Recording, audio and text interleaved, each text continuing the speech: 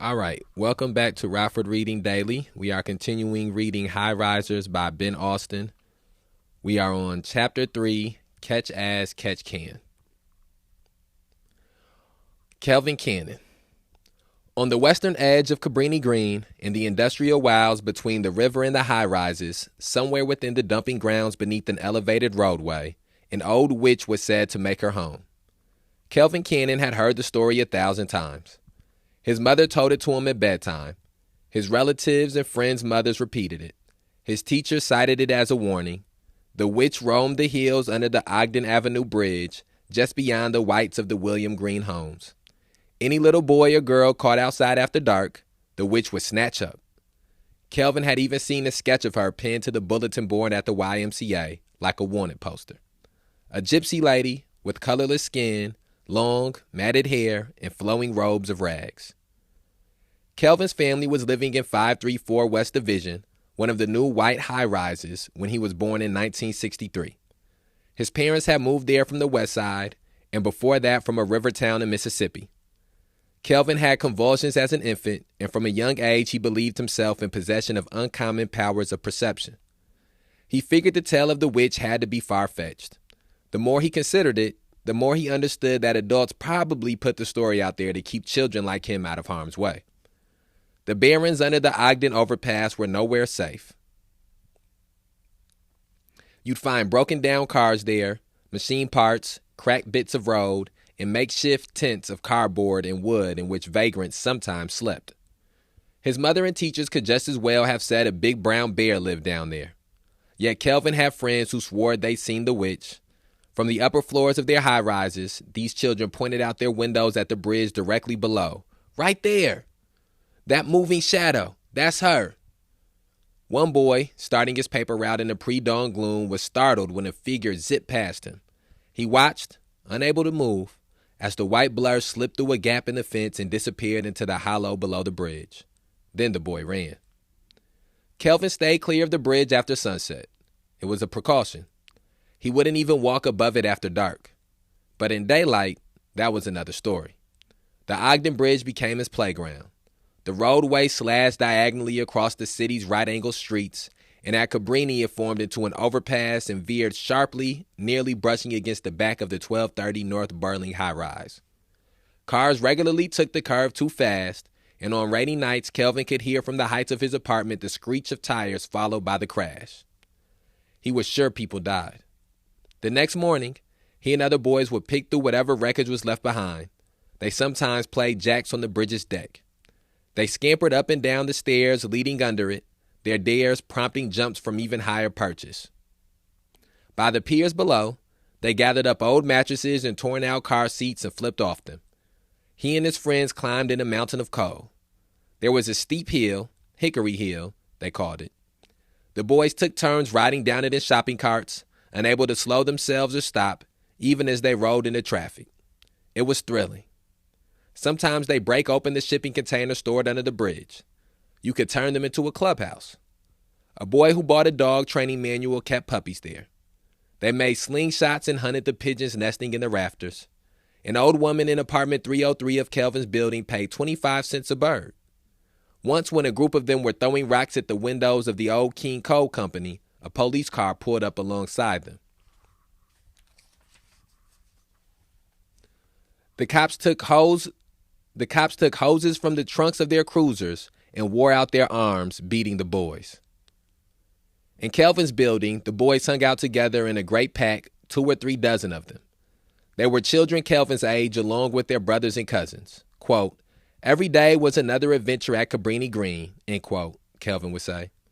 They picked sides for games of football, or they played 16-inch softball or baseball, and they took on the teams of boys from the surrounding high-rises. When they weren't venturing under the bridge, the boys sometimes set out for a game of catch as catch can. They start in the morning, each of them darting off in a direction and trying not to get tagged. They sprint through the canyons between the white high-rises, dash up Division, and race across the Ogden Avenue Bridge, over the river in a maze of rail lines and squat factories. They kept on running, over other bridges, through the surrounding parks, along the banks of the river, past the crowds on Chicago Avenue and the shops on Wells Street and back to Cabrini Green. Ogden Avenue provided a straight shot to the west side, to the massive Cook County Hospital and into the neighborhoods where Kelvin and many of the other boys had family. But the game's only rules were they couldn't leave the near north side. Games sometimes lasted an entire day, the boys' lungs burning, their legs wobbly after 5 or 10 miles. When one of them was caught, the other guys jumped on him a bit, roughing him up with punches and kicks. Kelvin liked that about the game. It toughened him. He felt you needed that. Quote, growing up in Cabrini, you had to have heart, end quote, he'd say. There were hundreds of other rowdy thrill seekers roving about, the kids from each building forming their own packs. Your mom might sew pockets into your underwear so older boys didn't take your money on the way to the store. But Kelvin learned that you at least had to act like you weren't afraid. There were kids who wouldn't trade blows, who became targets, who couldn't fight their way to acceptance. Those kids stayed inside.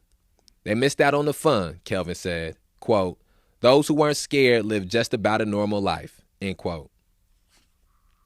Kelvin had heart. Few things scared him. But on his first day of school, at Jenner, he could not stop crying. The elementary school across Division Street, in the basin below several of the red Cabrini high-rises. Each morning, children spilled out of the nearby towers like coins from a slot machine. All those kids somehow fitting into Jenner, though just barely.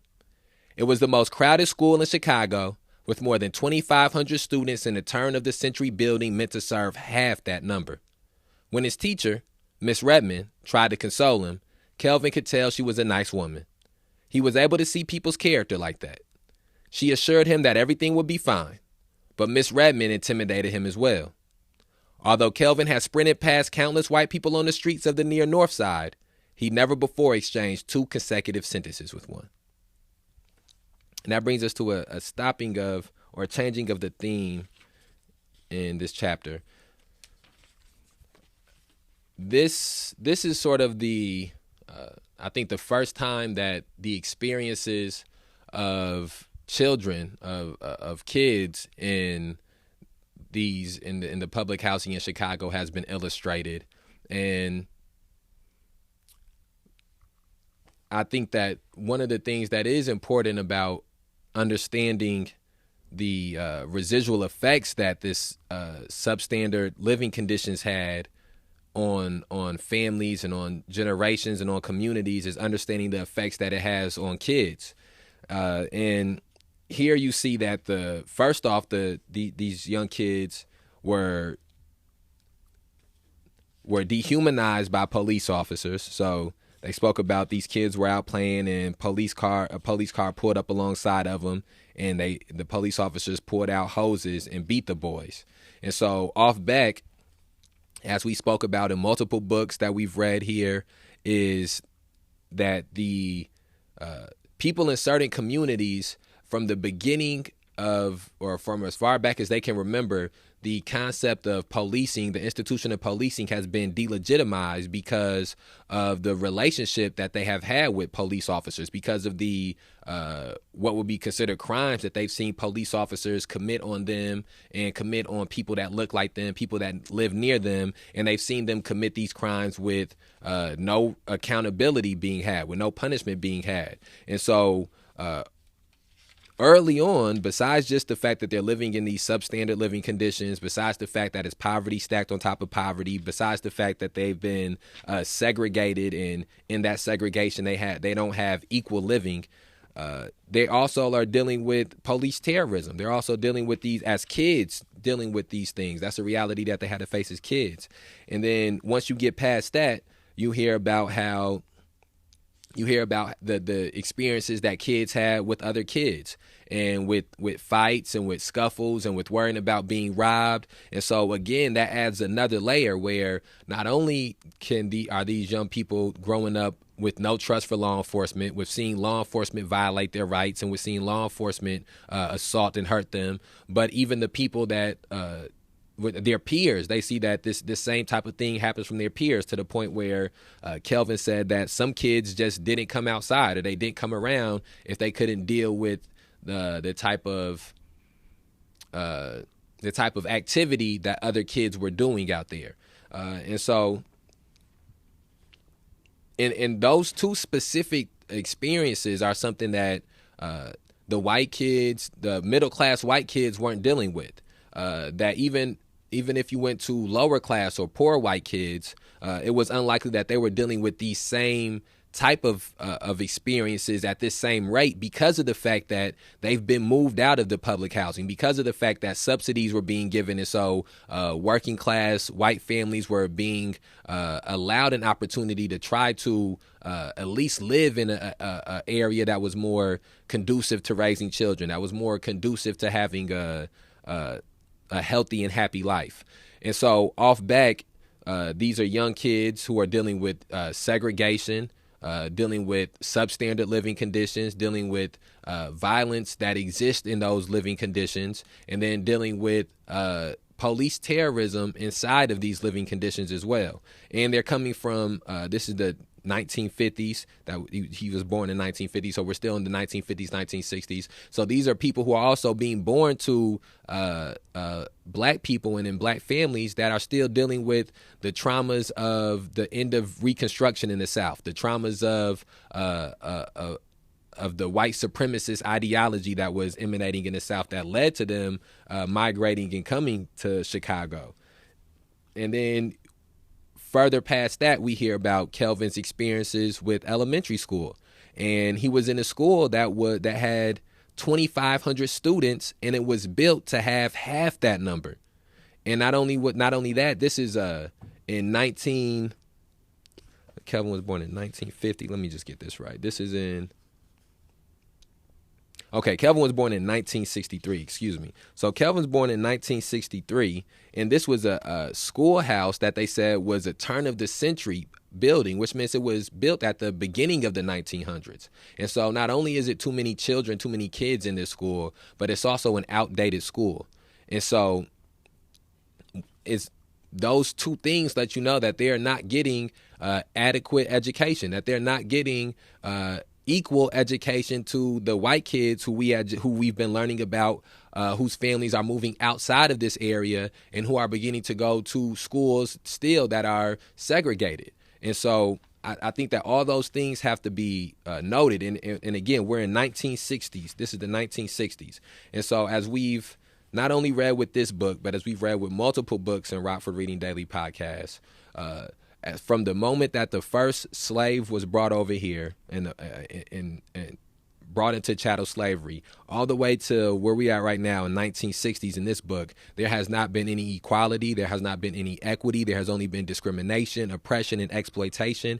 And so when you begin to ask the questions, why do black people or the black community deal with some of the things that they deal with still in 2021 in this day, it's because of the fact there has never been a true effort by the American government, by the American society, to give equitability and to give equality to black people.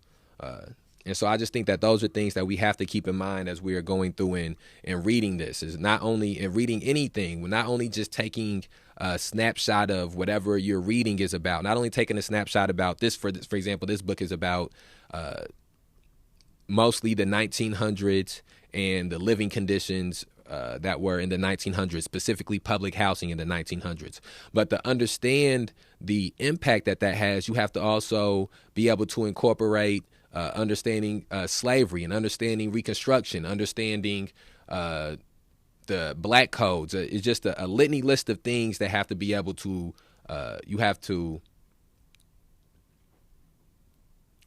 combine together to get the full scope of the impact that some of these decisions are having. Okay. In 1966, Martin Luther King Jr. moved into a West Side tenement as part of his Chicago freedom movement. For King, it was an ambitious effort to expand the fight for civil rights from voting rights in the South to fair and open housing in northern cities. The extent and ferocity of Chicago's segregation made the city a fitting target.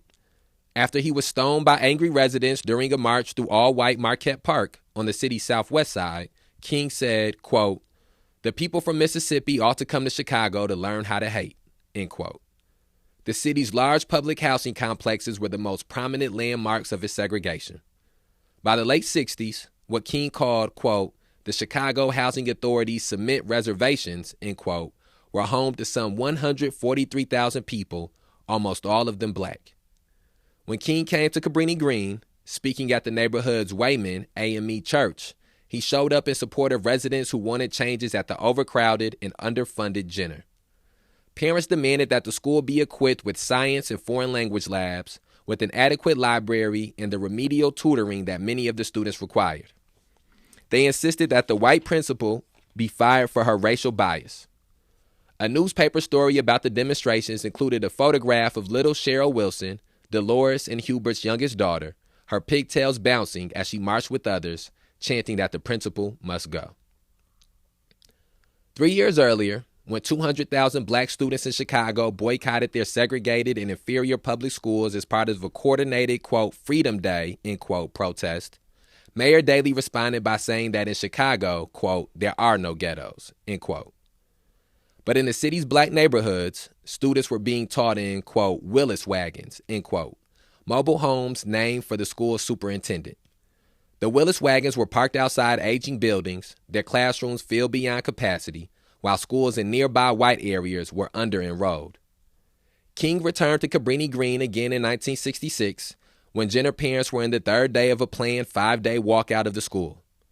40 truant officers from the city had flooded the housing development that morning, going door to door in the row houses and high-rises, warning tenants that they could face criminal charges if they continued to keep their children at home.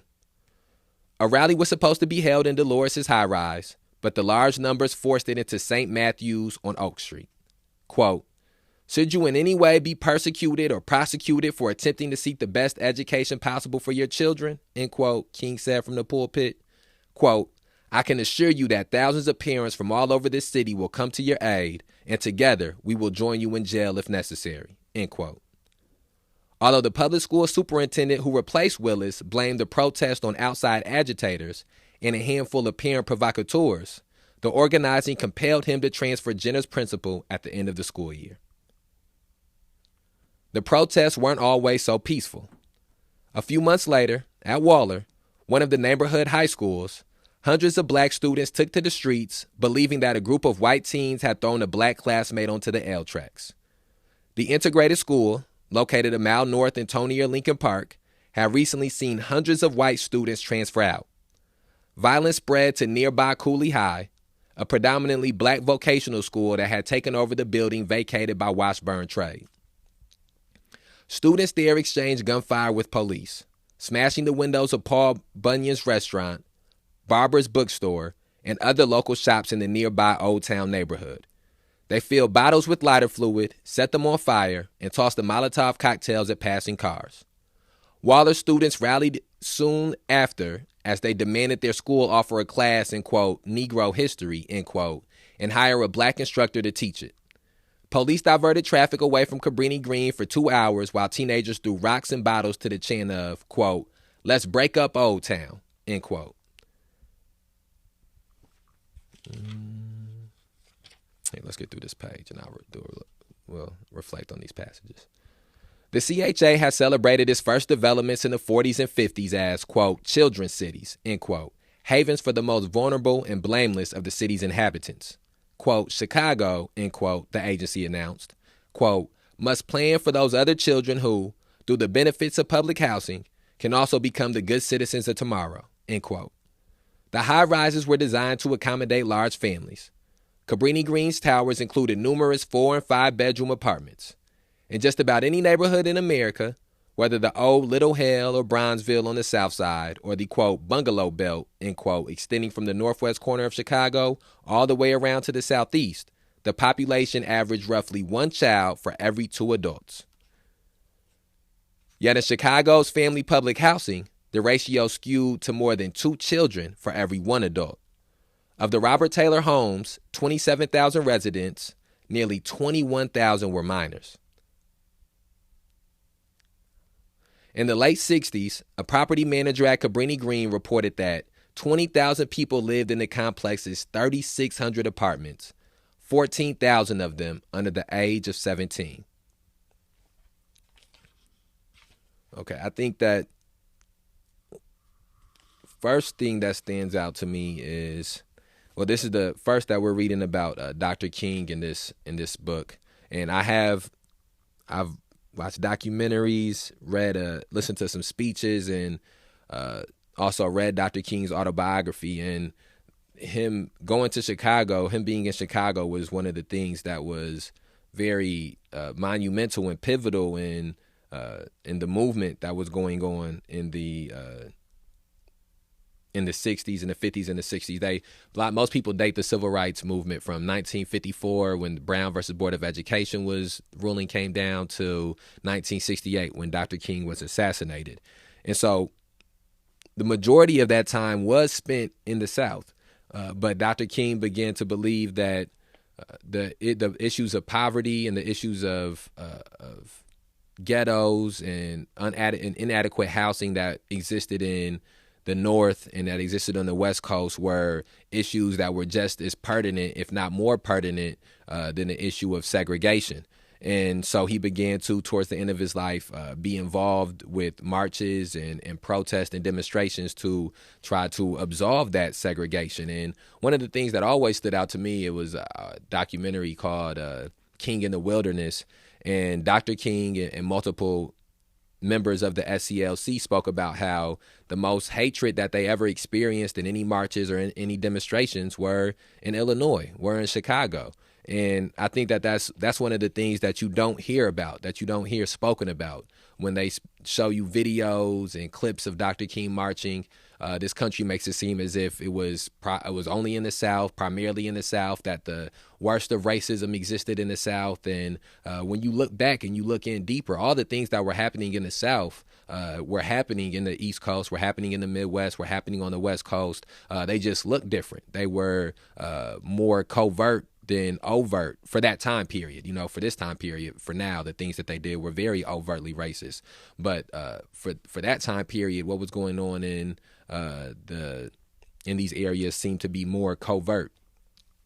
And I think that's one of the things that we have to do the job of informing and educating people, is that racism and prejudice and discrimination and segregation didn't only exist in the southern states, that black people didn't only, and allies of black people weren't only trying to march and change things in the South, but it was the entire country that exhibited these type of racist ideologies. And then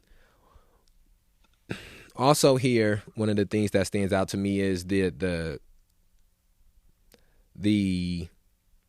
education, the miseducation that was going on, the undereducation that was going on. And I think that a lot of times I think that it's impossible to truly understand where black people exist in this society today when it comes to education and when it comes to being knowledgeable and being conscious about certain things, without taking into consideration that for the overwhelming majority of the time that black people have been in this country, they have been disincentivized to learn. They have been disincentivized to read or to gain education, information. They had to fight for the right to even be able to read. They were initially killed just for having the capability of reading. So they had to fight for that right. And then once they were no longer enslaved, they dealt with a lack of education. They dealt with not being properly educated, with being regularly falsely educated, miseducated when they would go to these public schools, being miseducated by white people specifically, not being taught about their ancestry, not being taught about where they came from, not being taught things that would empower them and empower who they were. And then on top of that, they were stuffed in these schools that were completely overcrowded, as there were white schools that were undercrowded. And so, we're reading this right here. This is 1960s. This is in the 1960s. This is the experience that people's grandparents who are alive right now had, or people's great grandparents who are alive right now had, depending on how old you are, how old your parents are, your own parents had. And so when you're only one generation or two generations removed from purposeful government miseducation, you cannot be surprised that of the dropout rates or the literacy rate when it comes to black people in this society, when you understand the historical precedent that has come along with some of these things. And I think that that's an important thing for us to continuously talk about and speak about. And then I also think that one of the things that's important to speak about here is how how these families and these people were persecuted and prosecuted for being willing to struggle for better, being willing to protest and demonstrate for better. These families that were allowing their kids to not go to school until they gave them an equitable education, they were persecuted and prosecuted. Police officers came to their door, came there threatening to arrest them, threatening to throw them in jail. And so I think that those are just all things that, and again, when we are speaking about the illegitimacy of policing, you have to remember that in this one chapter we read about kids being beat with hoses by police officers, and now we're hearing about these same kids, if not them, their brothers or sisters or cousins or friends or neighbors, being threatened to be arrested because they're protesting the conditions that they are experiencing while in school. And so again, it's the reminder that police is specifically for black people and people of color and working class, low income people and families and communities. Police are not there to protect, are not there to serve, are not there to keep you out of harm's way. They're there to maintain the status quo. They're there to uphold the order that exists. And the order that has historically existed in the society has been an oppressive one, an exploitative one. And so these police officers are working to uphold that type of oppressive and exploitative order.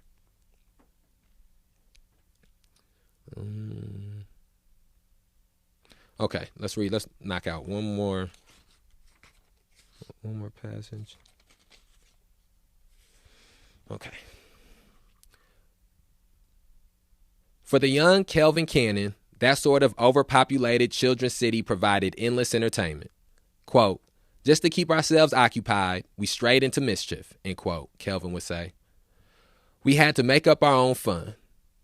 A mother might take one child with her to run an errand, leaving the rest unsupervised.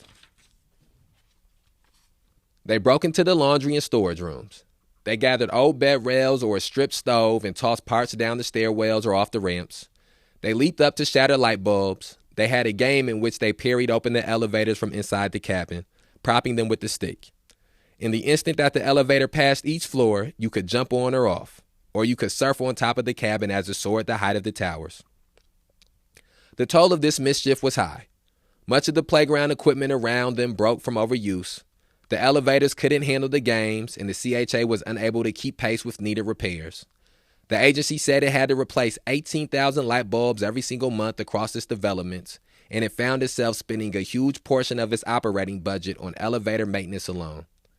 Residents too often were left to climb the stairs in the dark. At Cabrini Green, the maintenance teams racked up a list of 1,200 unfilled work orders. Leaks, cracked walls, and broken doors went unfixed. The mischief had greater cost as well. Robert Payne was a 10-year-old in one of the red Cabrini high-rises. He leaped from a beam inside his elevator shaft and landed with 2 feet solidly on the roof of a rising car. His 8-year-old brother, David, jumping next to him, fell short and was crushed between the elevator and the shaft.